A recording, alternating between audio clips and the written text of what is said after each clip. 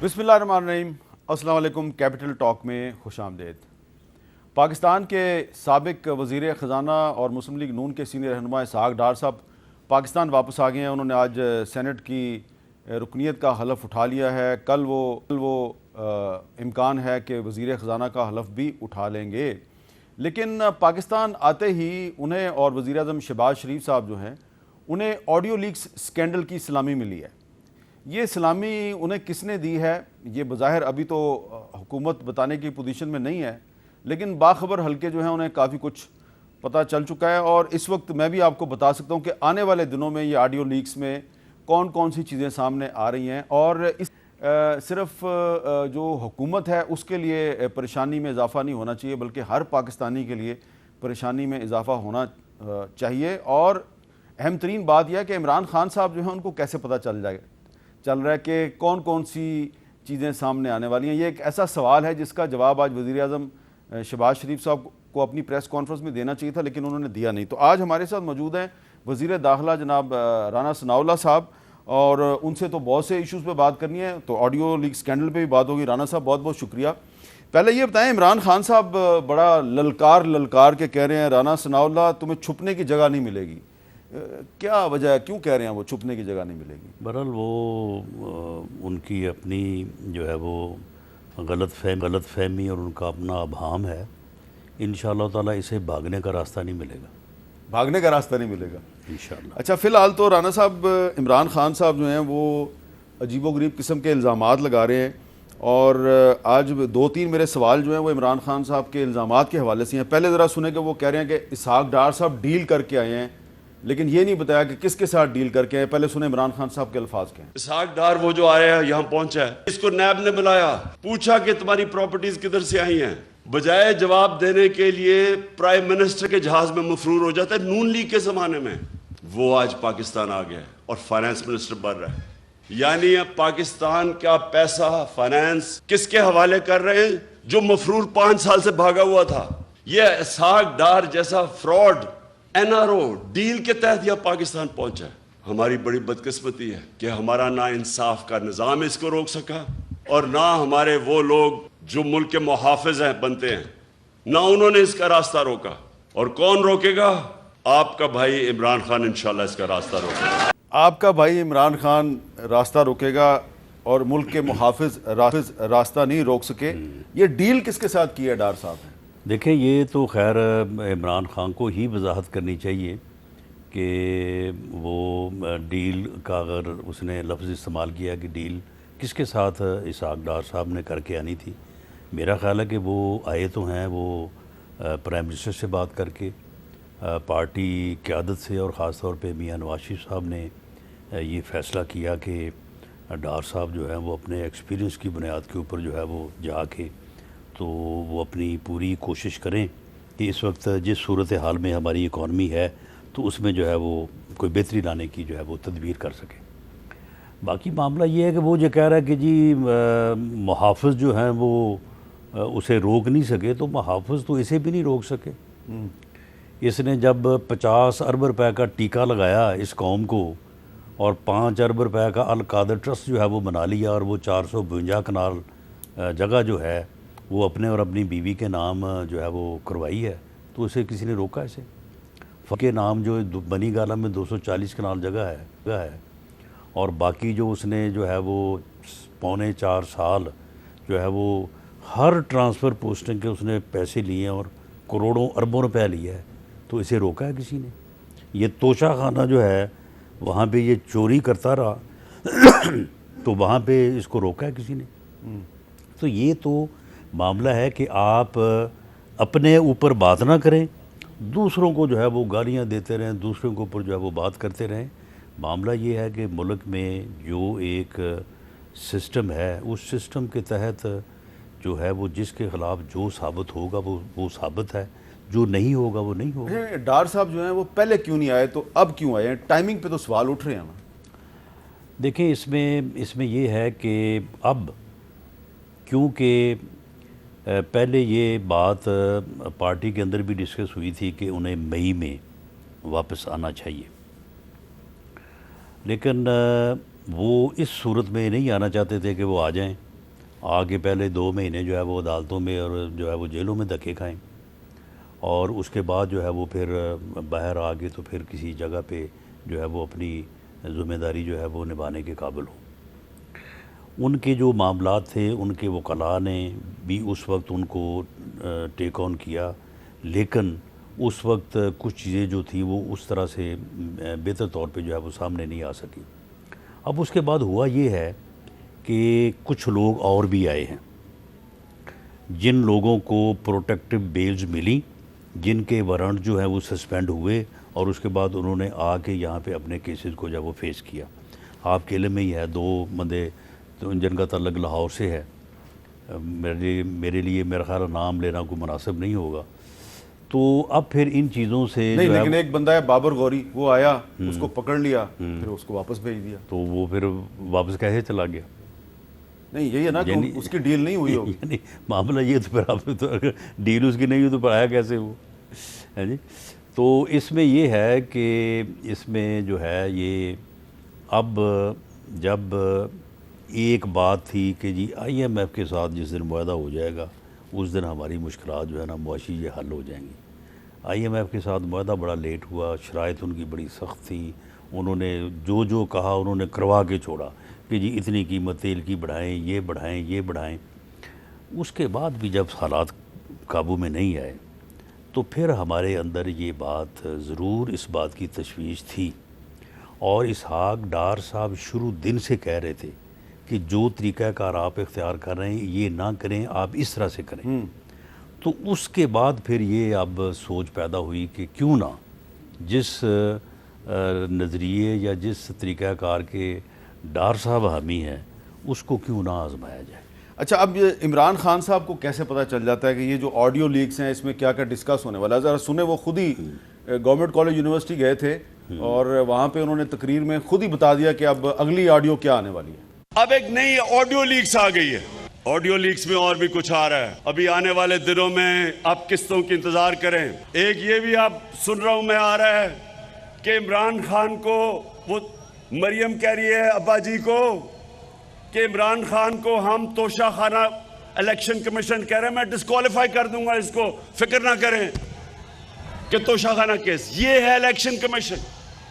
رانا صاحب، ایسا نہیں لگتا کہ عمران خان صاحب کی پہنچ اگر ان آڈیو لیکس تک ہے تو ریکارڈنگ جو ہے وہ مریم صاحبہ کی بھی ہو رہی ہے، شہباز شریف صاحب کی بھی ہو رہی ہے، آپ کی بھی ہو رہی ہے، آپ کے ساتھیوں کی بھی ہو رہی ہے، اور میرے پاس تو لمبی فہرست ہے کہ آنے والے دنوں میں اور کیا کیا آنے والا ہے۔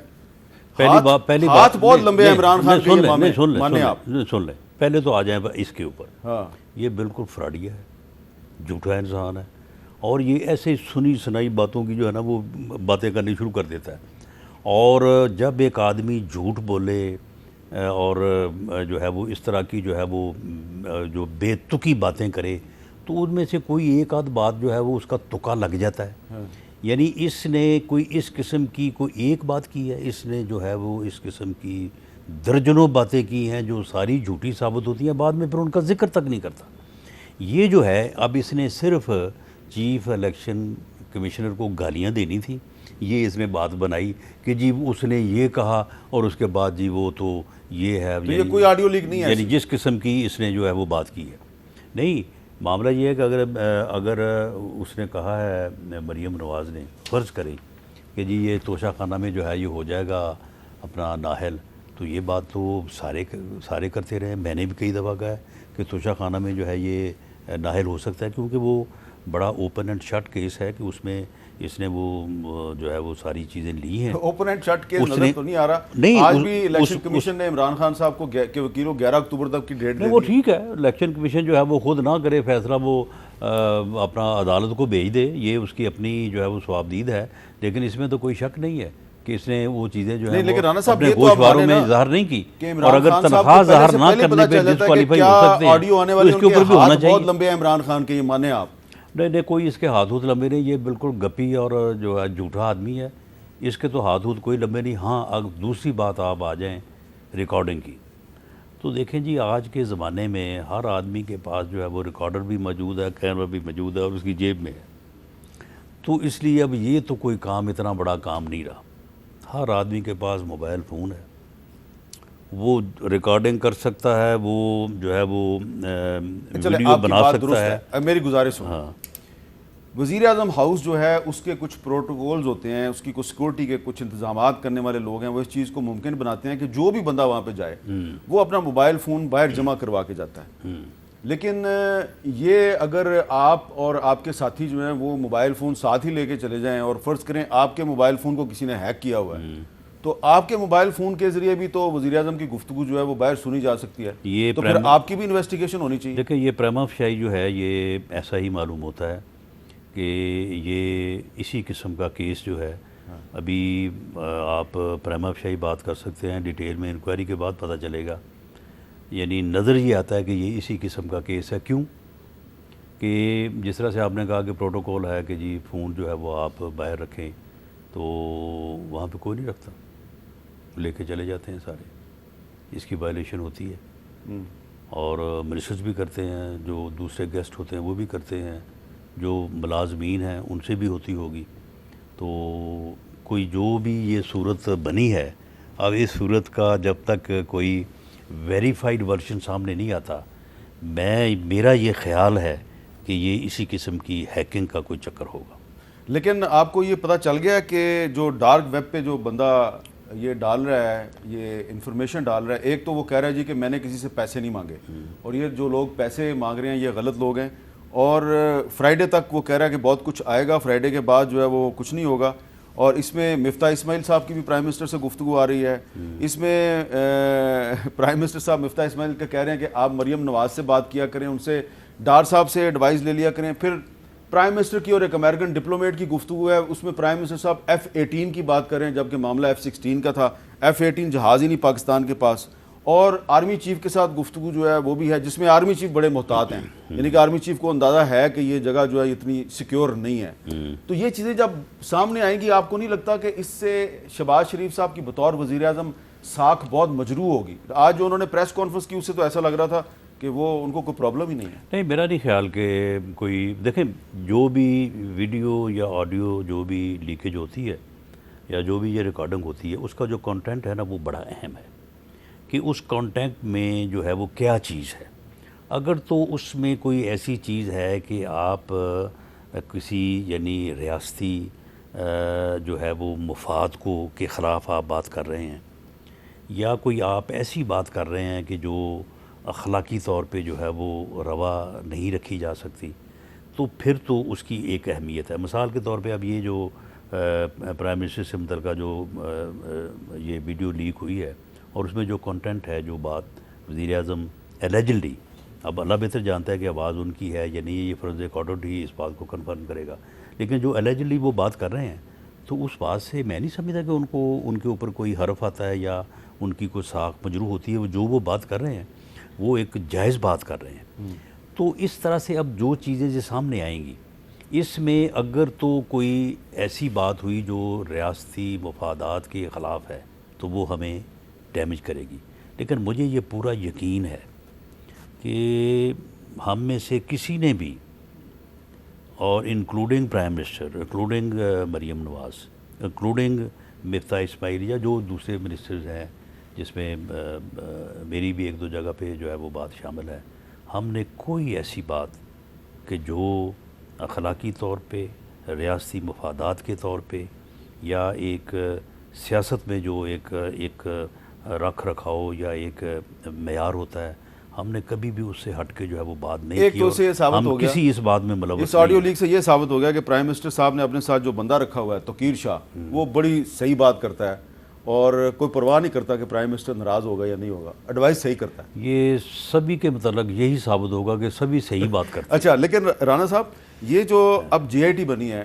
جوائنٹ انویسٹیگیشن ٹیم، تو یہ پوچھے گی تو نا، تو کیا اس کو یہ رائٹ دیں گے آپ کہ آپ سے احسن اقبال صاحب سے، خواجہ آصف صاحب سے پوچھے جی کہ آپ اپنا موبائل کیوں اندر لے کے گئے تھے؟ آپ بتائیں گے ان کو؟ نہیں، وہ تو میں کہہ رہا ہوں کہ موبائل ہم میں سے اکثر دوست اندر لے جاتے ہیں، تو یہ تو غلطی ہے۔ تو یہ سیکیورٹی پروٹوکول کی خلاف ورزی تو کی نا؟ یہ سیکیورٹی پروٹوکول کی خلاف ورزی کہہ لیں، یا اس بارے میں ہمارا غیر محتاط رویہ، اور جس کی بنیادی وجہ یہ ہے کہ ہم یہ ایکسپیکٹ نہیں کرتے کہ وہاں پہ کوئی اس قسم کی کوئی جو صورتحال ہے، یا یہ اس قسم کی کوئی ہیکنگ جو ہے نا وہ ہوئی ہے. یہ ویسے اب جب یہ ایک چیز سامنے آ گئی ہے تو اب دیکھیں نا، یعنی ہمیں اپنی آڈیو کے یا ویڈیو کے لیک ہونے کا اس لیے خوف نہیں ہے، یا اس لیے آپ نے جس طرح سے بات کی ہے پرائم منسٹر کی بھی، اس کی وجہ ہے کہ ہمیں پتہ ہے نا جو ہم نے کیا ہے، جو ہم گفتگو کرتے ہیں اس کا بھی ہمیں پتہ ہے، جو ہم نے کیا ہے اس کا بھی ہمیں پتہ ہے،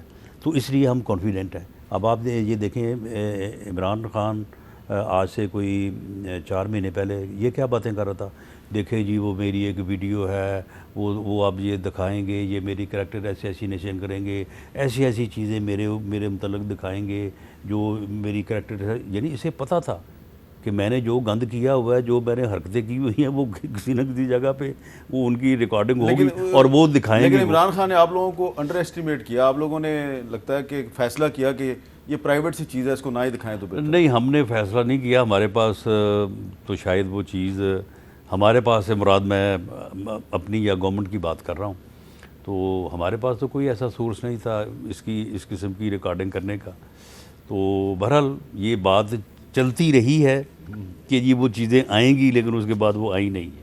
اچھا، لیکن آپ کو کسی نے دکھائی بھی نہیں؟ ہاں، اس حد تک تو میں کہہ سکتا ہوں کہ دکھائی ہے کہ موقع ہے وہ.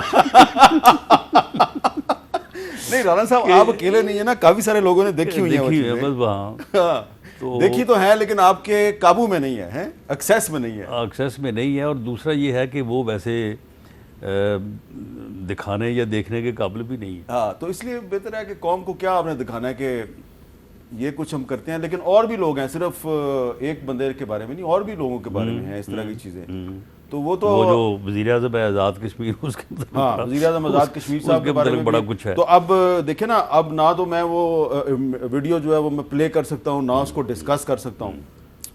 تو یہ صورتحال ہے. تو اور دوسرا یہ ہے کہ یہ جتنی بھی ویڈیوز ہیں یا آئیڈیوز ہیں، یہ آپ دیکھیں انہوں نے جو یہ لیک کی ہے نا، یہ اپنی طرف سے انہوں نے ٹاپ سمجھ کے کی ہے. باقی جو ہے نا وہ اس سے کم ہی ہوں گی. اچھا رانا صاحب، جو پرائم منسٹر آفس ہوتا ہے اس کی جو سائبر سیکیورٹی کی ذمہ داری ہے، بنیادی طور پہ وہ کس کی ذمہ داری ہے؟ اسلام آباد پولیس کی ہے، انٹیلیجنس بیورو کی ہے؟ نہیں، انٹیلیجنس بیورو کی ہے. اچھا، یعنی اسلام آباد پولیس جو ہے نا وہ تو جو اپنا آؤٹر کارڈن ہے تو وہاں پہ ہے. تو اس کے ساتھ خیر دوسرے ایف سی کے لوگ بھی ہیں، رینجز کے لوگ بھی ہیں. اور انر کارڈن جو ہے اس میں جو وہ کیا کہتے ہیں اس کو جو ہے وہ سویپنگ، وہ تو آئی بی کے لوگ کرتے ہیں. تو اب یہ جب یہ چیز سامنے آئے گی کہ یہ ہوا کہاں سے اور کہاں پہ یہ چیز جو ہے یہ بریچ ہوئی ہے، تو پھر جو صحیح طور پہ معلوم ہوگا.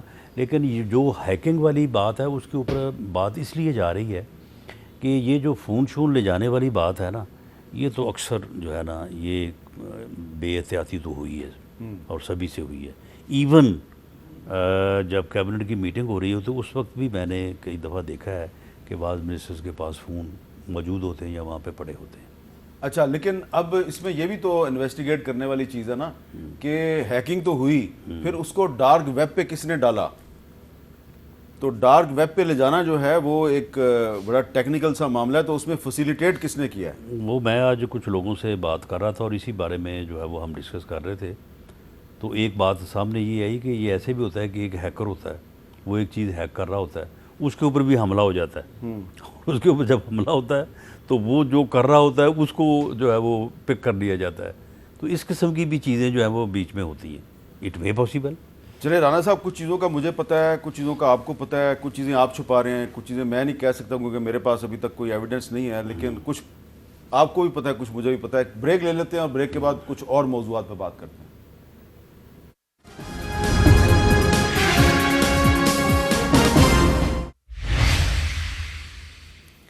کیپٹل ٹاک میں دوبارہ خوش آمدید. آپ جانتے ہیں کہ پچھلے دنوں جب وزیر اعظم شہباز شریف اقوام متحدہ کی جنرل اسمبلی کے اجلاس میں شرکت کے بعد واپس آ رہے تھے تو وہ لندن میں رکے اور ان کے ساتھ جو وفد تھا اس کے ارکان بھی لندن میں رکے. اور وہاں پہ مریم اورنگزیب صاحبہ جو ایک ریسٹورنٹ میں کافی لینے گئی تو وہاں پہ ان کے ساتھ تحریک انصاف کے سپورٹرز کی طرف سے بدتمیزی کی گئی. اور وہ ایک ایسا واقعہ ہے جس کی سب نے مذمت کی اور تحریک انصاف کے اندر سے بھی اس واقعے کی مذمت ہوئی ہے.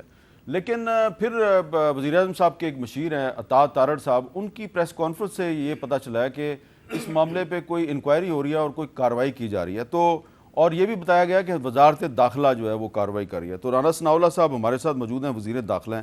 رانا صاحب، وہ جو ہے اس کی تو تقریباً ہر جو ذی شعور آدمی ہے اس نے اس کی مذمت کی ہے، لیکن سوال یہ پیدا ہوتا ہے کہ وہ لندن میں رہتے ہیں، وہ لوگ جو ہیں وہ پاکستانی اوریجن کے، تو حکومت پاکستان یہاں پہ بیٹھ کے ان کے خلاف کیا کارروائی کرے گی؟ نہیں دیکھیں، اس میں کارروائی تو ہو سکتی ہے اگر کوئی پاکستانی جو کہ اپنی جس نے اپنی جو نیشنلٹی ہے اس کو ڈرا نہیں کیا اور وہ پاکستانی نیشنل ہے، بھلے وہ ڈبل نیشنلٹی اس کے پاس ہو، تو پی پی سی کے مطابق وہ کوئی پوری دنیا میں کہیں بھی کوئی جرم کرے، جو جرم یہاں پہ قابل مواخذہ یا قابل سزا ہے، اس کے خلاف یہاں پہ مقدمہ درج ہو سکتا ہے۔ اس لیے ان لوگوں میں سے جو لوگ جو ہے وہ پاکستانی نیشنل ہیں، ان کے خلاف یہاں پہ مقدمہ جو ہے وہ درج ہو سکتا ہے۔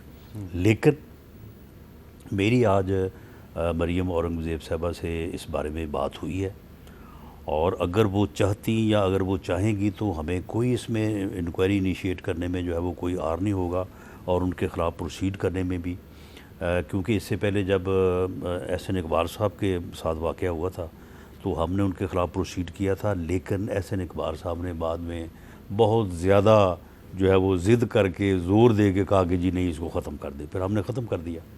تو آج مریم اورنگزیب صاحبہ سے جو میری بات ہوئی ہے، تو ہم اس سارے معاملے کو ڈسکس کرنے کے بعد اس نتیجے پہ پہنچے ہیں فی الحال کہ اس میں مریم اورنگزیب کو کوئی نقصان نہیں پہنچا، پی ایم ایل این کو کوئی نقصان نہیں پہنچا۔ اس انسیڈنٹ سے یا اس ایونٹ سے اگر ڈیمیج ہوئے ہیں تو وہی لوگ ہوئے ہیں جنہوں نے اس جو ہے وہ ولگیرٹی کا جو ہے وہ مظاہرہ کیا ہے۔ تو اس میں اگر ہم اس قسم کی کوئی کارروائی میں پڑیں گے تو اس سے کوئی جو ہے نا وہ ہمیں اس سے بینیفٹ یا جو لوگوں کی ہمدردی ملی ہے اس میں کمی آئے گی، تو اس لیے ہمیں یہ نہیں کرنا چاہیے۔ تو آپ نہیں کر رہے؟ فی الحال تو یہی ہے، اور مریم اورنگزیب جب وہ نہیں چاہیں گی تو پھر تو یہ انیشیٹ ہی نہیں ہوگا، کیونکہ وہ جو زبان استعمال کری تھی وہ عورتیں، تو وہ جو جس قسم کی گالیاں دے رہی تھی، تو اس سے تو صرف ان کی کریڈیبلٹی خراب نہیں، ان کے جو خاندان کے لوگ ہیں وہ بھی سوچ رہے ہوں گے کہ یہ کیسی عورتیں ہیں، یہ کس طرح کی زبان استعمال کر رہی ہیں اور الزامات لگا رہی ہیں بغیر کسی ثبوت کے۔ تو اس لیے مریم اورنگزیب کا بھی یہی خیال ہے کہ وہ کارروائی میں انٹرسٹڈ نہیں ہے۔ اچھا، اب رانا صاحب یہ بتائیں کہ جو میں نے پہلے بھی آپ کو سوال کیا تھا کہ عمران خان صاحب کہتے ہیں کہ رانا ثناء اللہ تمہیں چھپنے کی جگہ نہیں ملے گی، تو آپ نے کہہ دیا تمہیں بھاگنے کی جگہ نہیں ملے گی، بات آپ نے ختم کر دی۔ لیکن سوال یہ پیدا ہوتا ہے کہ عمران خان صاحب 25 مئی کو بھی تو آئے تھے نا، اور ان کا کہنا یہ ہے کہ اس وقت میں تیاری کے ساتھ نہیں آیا تھا، اب میں تیاری کے ساتھ آؤں گا۔ اس وقت پنجاب میں گورنمنٹ جو ہے وہ حمزہ شہباز کی تھی، اب پنجاب میں گورنمنٹ ہے پرویز لائی کی، تو اب اگر عمران خان اسلام آباد پہ چڑھائی کا اعلان کرتے ہیں تو آپ کے لیے پرابلم تو ہوگی نا؟ پہلی بات تو یہ ہے کہ اس کا یہ کہنا کہ میں تیاری کے ساتھ نہیں آیا تھا، یہ غلط ہے۔ اس سے پہلے آپ دیکھ لیں کہ اس نے تقریباً 1.5 مہینہ پورے پنجاب میں ہر ضلع میں سے جلسے کیے، ہر جلسے میں یہی کہتا رہا کہ جی آپ جو ہے نا وہ میں لانگ مارچ کروں گا، آپ نے میرے ساتھ جانا ہے، اور یہ باقاعدہ اس کا یہ اعلان تھا کہ پوری قوم میرے ساتھ کھڑی ہے، اور میں جو ہے وہ 20 لاکھ لوگوں کو لے کے میں جو ہے وہ اسلام آباد پہ جو ہے وہ چڑھائی کروں گا۔ کے پی کے میں اس کی حکومت تھی، وہاں سے اس کو کوئی روکنے والا نہیں تھا نا، پوری حکومت ساتھ، وزیر اعلیٰ ساتھ، گلگت بلتستان کا چیف منسٹر ساتھ، پولیس ساتھ، اے جے کے کی ساری حکومت جو ہے وہ ساتھ، تو یہ کتنے لوگ لے کے آیا تھا؟ زیادہ سے زیادہ 7-8 ہزار تھے، اس سے زیادہ یہ میں نہیں کہہ رہا، کسی نے بھی نہیں کہا۔ اب چلیں پنجاب ہے، چلو پنجاب سے اب میرا بالکل اندازہ ہے کہ یہ 15-20 ہزار لوگ لے کے آ جائے گا۔ اب 15-20 ہزار لوگوں کو روکنے کے جو انتظامات، جو ایک لا انفورسنگ جو اسٹریٹجی ہے اس کے مطابق 15-20 ہزار لوگوں کو اگر آگے سے جو ہے وہ ویل ایکوپڈ جو ہے وہ فورس ہو تو 8 سے 10 ہزار آدمی جو ہے وہ بہت کافی ہے، لیکن ہم نے تو 50 ہزار کا انتظام کیا ہے کہ اگر یہ 50 ہزار آدمی بھی لے کے آئے، جو یہ کبھی نہیں لا سکتا، 10-15 ہزار سے زیادہ اس کے نہیں لا سکتا، تو ہم نے اس کے مطابق ہمیں سندھ نے 10 ہزار جو ہے وہ کمٹ کیا ہے، رینجز سے ہم اتنی نفری لے سکتے ہیں، ایف سی سے ہم لے سکتے ہیں، اسلام آباد پولیس جو ہے وہ اپنی اس کی تعداد جو ہے وہ 9,000 ہے، اس میں سے ہم کم از کم 4-5 ہزار سپیئر کر سکتے ہیں۔ تو آپ مجھے بتائیں کہ جب 20-25 ہزار کی فورس ہمارے پاس اویلیبل ہے جو اینٹی رائٹس میں ٹرینڈ ہے، جس کے پاس 25 مئی کو صرف 10,000 ٹیئر گیس شیل تھا، اب ہمارے پاس 50,000 ہیں، باقی ساری چیزیں جو ہے وہ اور ان وہ کا ہم tear نے gas shell expired وفر ہم نے جو ہے وہ انتظام کیا ہے۔ نہیں اب وہ بہت لیکن رانا صاحب زود اثر ہے آپ وہ۔ سندھ کی بات کریں، سندھ تو- پولیس جو ہے وہ تو تو- بہت ڈیمیج ہوئی ہے اس سیلاب میں۔ ہاں جی 134 سندھ پولیس کے 134 تھانے تباہ ہو گئے ہیں۔ سندھ پولیس جو ہے وہ ریلیف اور ریسکیو کے آپریشنز میں لگی ہوئی ہے، تو اس کو کدھر لے کے نہیں، آئیں گے؟ لیکن وہ وہاں سے وہ اتنی جو ہے وہ اسپیئر کر سکتے ہیں، لیکن ہمیں جو ہمیں اویلیبل ہے ہم ان سے 4-5 ہزار، اس کی وجہ سے اس کا ایک خرچ بھی تو ہے نا، باقی یہاں پہ لاجسٹک بھی ہے، تو 4-5 ہزار سے زیادہ ہم نہیں لیں گے۔ تو ہمارے پاس اس کا شافی انتظام ہے کہ یہ آئے انشاءاللہ تعالیٰ، اس کا بہت اچھے طریقے سے جو ہے نا، اس کا وہ پنجابی میں کہتے ہیں نا کہ یہ مکو ٹھپاں گے انشاءاللہ۔ مکو ٹھپیں گے؟ بالکل، مکو ٹھپنا تو بہت بڑا لفظ ہے۔ ہاں بالکل، وہ ٹھپیں گے مکو ٹھپنا پتہ ہے کیا ہوتا ہے؟ یہ بالکل، نہیں یہ بڑی اس کا یہی علاج ہے۔ اچھا، ہاں، اس کا یہی یہ علاج کر دیں گے آپ؟ بالکل، اچھا، مکو اس کا ٹھپیں گے۔ باقی یہ ہے کہ 3 مقامات پہ اوپر سپریم کورٹ نے اجازت دی ہے، اسلام آباد ہائی کورٹ نے اجازت دی، یہ وہاں پہ جائے، اس کو روٹی، چائے، پانی، سہولت، سیکورٹی دیں گے، وہاں پہ یہ بیٹھے، احتجاج کرے، دھرنا دے، 1 مہینہ بیٹھے، 2 مہینے بیٹھے، بالکل ہمیں کوئی اعتراض نہیں ہے۔ لیکن اگر اس نے ریڈ زون میں داخل ہونے کی کوشش کی، اگر یہاں پہ آ کے اس نے جو ہے وہ ڈسٹربنس کی، تو بالکل پھر یہ بات جو میں نے کی ہے پھر بالکل یہی ہے، اور پھر یہ کریں گے انشاءاللہ۔ اچھا میں نے ایک بریک لینی ہے، لیکن بریک سے پہلے میں ایک وضاحت کر دوں۔ ابھی ہم سندھ کی بات کر رہے تھے تو کچھ ٹی وی چینلز پہ کچھ خبریں چل رہی ہیں آصف علی زرداری صاحب کی صحت۔ تو آصف زرداری صاحب جو ہیں وہ پچھلے دنوں کرونا کا شکار ہوئے تھے، اور اس کی ٹریٹمنٹ کے دوران جو ہے وہ ان کی کچھ گردے میں کچھ کمپلیکیشنز ہو گئی، تو آج وہ ضیاء الدین ہسپتال جو ہے اس میں چیک اپ کے لیے ان کو داخل کروایا گیا۔ تو ان کی جو حالت ہے وہ کنٹرول میں ہے، اتنی تشویشناک حالت نہیں ہے، لیکن ان کا ذکر میں نے اس لیے بھی کیا ہے کہ آصف زرداری صاحب رانا ثناءاللہ کے بڑے فین ہیں، اور جب 25 مئی کو عمران خان صاحب جو ہیں وہ اسلام آباد پہ انہوں نے چڑھائی کی ہوئی تھی، تو پتہ نہیں اور کوئی ان کے بارے میں، رانا صاحب کے بارے میں اتنا فکر مند تھا یا نہیں تھا، لیکن زرداری صاحب بڑے فکر مند تھے، تو شاید وہ بھی ہسپتال میں بیٹھ کے بھی انتظار کر رہے ہوں گے کہ رانا صاحب جو ہیں وہ اگر عمران خان کا مکو ٹھپنے کی کوئی پلاننگ کر رہے ہیں تو نوبت نہ ہی آئے، کیونکہ اگر نوبت آ گئی تو معاملہ کچھ گڑبڑ بھی ہو سکتا ہے۔ ایک وقفے کے بعد دوبارہ ملتے ہیں۔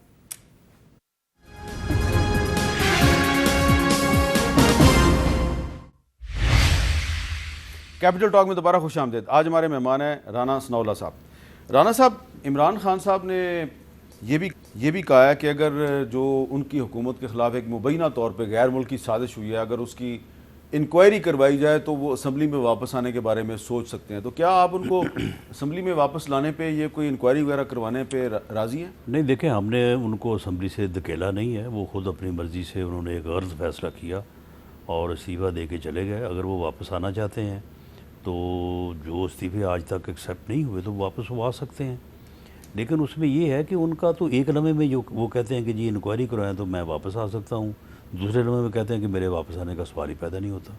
اب یہ معاملہ سپریم کورٹ میں ہے اور سپریم کورٹ کے چیف جسٹس نے ان کو یہ کہا ہے، اور بلکہ ان کو سوچنے کے لیے ٹائم دیا ہے کہ آپ واپس جائیں، آپ پارلیمنٹ میں جو ہے وہ جا کے اپنا کردار ادا کریں۔ تو اگر وہ ایسا کرتے ہیں تو اس کے اوپر میرا نہیں خیال اس کے اوپر خیر کو ہماری کوئی پارٹی میٹنگ یا کوئی اتحادی حکومت کے جو سربراہ ہیں انہوں نے کوئی بیٹھ کے اس کے اوپر کوئی فیصلہ تو نہیں کیا، لیکن میرا نہیں خیال کہ کوئی اعتراض ہوگا۔ اچھا، ایک کانسٹیٹیوشنل پوائنٹ آف ویو سے اگر دیکھیں کہ ایک بندہ کہہ رہا ہے بھائی میں نے استعفیٰ دے دیا اسمبلی کی رکنیت سے، اور اسپیکر صاحب اس کا استعفیٰ قبول نہیں کر رہے، یہ کام جو ہے یہ ایاز صادق صاحب نے بھی کیا تھا کہ اس وقت بھی پی ٹی آئی والے اسمبلی سے استعفیٰ دے کے چلے گئے اور ایاز صادق صاحب نے قبول نہیں کیا، بعد میں انہوں نے اعتراف کیا کہ میں نے وہ غیر آئینی کام کیا تھا۔ کیا ابھی راجہ پرویز اشرف صاحب یہ غیر آئینی کام نہیں کر رہے کہ عمران خان نے استعفیٰ دیا ہوا وہ قبول ہی نہیں کر رہے؟ نہیں، اس میں یہ ہے نا کہ استعفیٰ دینے کا ایک طریقہ ہے نا، کوئی بندہ آئے آگے اسمبلی میں کہے اسپیکر کو کہ جی میں استعفیٰ دے رہا ہوں، آپ دیکھیں آپ یا ہم دیکھتے ہیں کہ وہ اسپیکر کیسے نہیں قبول کرتا. جن لوگوں نے پی ٹی آئی کے لوگوں نے استعفے دیے تھے ان میں سے ایک آدمی نے آگے آن دی فلور آف دی ہاؤس کہا کہ جی میں مستعفی ہو رہا ہوں. اس کا استعفیٰ اس وقت قبول نہیں ہوا, جاوید ہاشمی کا. اب معاملہ یہ ہے کہ انہوں نے جو استعفیٰ دینے کا طریقہ کار ہے, جو کورٹس نے طے کیا ہے, جو رولز میں ہے کہ اپنے ہاتھ سے آپ استعفیٰ لکھیں اور لکھنے کے بعد نیچے جو ہے وہ اپنے سائن کریں. اسپیکر کی یہ ذمہ داری ہے کہ وہ اس بات کو انشور کرے کہ جو ممبر ہے اس کے اوپر کوئی انڈیو پریشر تو نہیں ہے استعفیٰ دلوانے یا دینے میں. اب معاملہ یہ ہے کہ انہوں نے ایک وہ سیکولر سٹائل جو ہے نا وہ نکالا اور اس کے اوپر پر کسی اور نے کیا, نیچے وہ سب نے سائن کیے ہوئے ہیں. تو اس لیے رولز کے مطابق اسپیکر کی ذمہ داری ہے کہ وہ اپنی تسلی کرے. تو اب اگر اس کی تسلی نہیں ہے تو اس نے اس کو قبول نہیں کیا. رانا تو صاحب اگر یہ دینا چاہتے ہیں تو آئیں صبح آگے اسمبلی میں اٹھ کے کھڑے ہوں, اسے کہیں جی ہم مستعفی ہو رہے ہیں, اسی وقت سارے استعفے قبول ہو جائیں. رانا صاحب کل جو نیشنل سیکورٹی کمیٹی کی میٹنگ ہے اس کے حوالے سے کامران خان صاحب پرانے کولیگ ہیں, وہ کہتے ہیں جی کہ انہوں نے کسی کو کوڈ کیا ہے کہ mark my words, if the current political mess is not fixed rapidly the country is just a decimal away from martial law. تو ان کو مارشل لا کیوں نظر آ رہا ہے؟ A very important highly placed government of Pakistan official told me a few days ago next national security committee meeting could will be a decisive event. تو کل جو نیشنل سیکورٹی کمیٹی کی میٹنگ ہے اس میں کیا ڈسکس ہونا ہے؟ نہیں, بالکل اس میں کوئی ایسی بات ڈسکس نہیں ہوگی. اس میں صرف یہ جو آڈیو لیکیج ہے اس کے متعلق جو ہے وہ بات ہوگی اور اسی مقصد کے لیے جو ہے وہ بلائی گئی ہے. ایسی کوئی بات نہیں ہے. اور جو پریما افشائی جو چیزیں نظر آتی ہیں, میرا نہیں خیال کہ اسٹیبلشمنٹ جو ہے وہ اس وقت اس سوچ میں یا وہاں پہ یہ کوئی دور تک بھی یہ سوچ پائی جاتی ہے کہ وہ ملک میں جو ہے وہ مارشل لا لگائیں.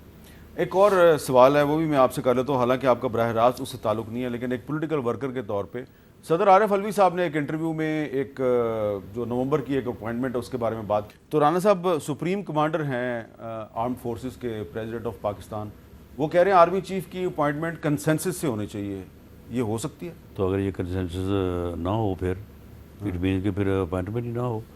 آئین میں جو طریقہ کار درج ہے اس کے مطابق ہی ہونی چاہیے.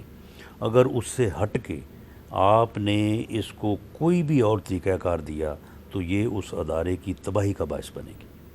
آئین میں جو درج ہے اس میں جو طریقہ کار ہے کہ آرمی کی جو لیڈرشپ ہے وہ 2 یا 3 یا جو بھی ایک تعداد ہے وہ نام ریکمینڈ کرتے ہیں. ان ناموں میں سے ود دی یعنی مشاورت آف اس وقت کے جو بھی آرمی چیف ہوتے ہیں, تو اس کو جو ہے وہ پرائم منسٹر جو ہے وہ in the best interest of the nation and institution وہ فیصلہ کرتے ہیں. اس سے آگے پیچھے اگر آپ لے کے گئے یا اگر آپ نے عمران خان کی تقریروں اور اس سے متاثر ہو کے اس میں کوئی ایسا پہلو اختیار کیا تو پھر تو جو ہے نا یہ ہر 3 سال بعد نا پھر اسی طرح سے لانگ مارچ ہی ہوا کریں گے, جلسے ہی ہوا کریں گے, تقریریں ہوا کریں گی, کنسنسس جو ہے وہ پر ہوا نہیں کرے گا. بہت بہت شکریہ رانا ثناءاللہ صاحب. رانا صاحب کہتے ہیں آرمی چیف کی جو اپوائنٹ ہے یہ صرف اور صرف کانسٹیٹیوشن آف پاکستان کے مطابق ہونا چاہیے, اس میں سیاسی مسلطیں جو ہیں ان کو بالائے طاق رکھنا چاہیے. مجھے دیجیے اجازت, اللہ حافظ.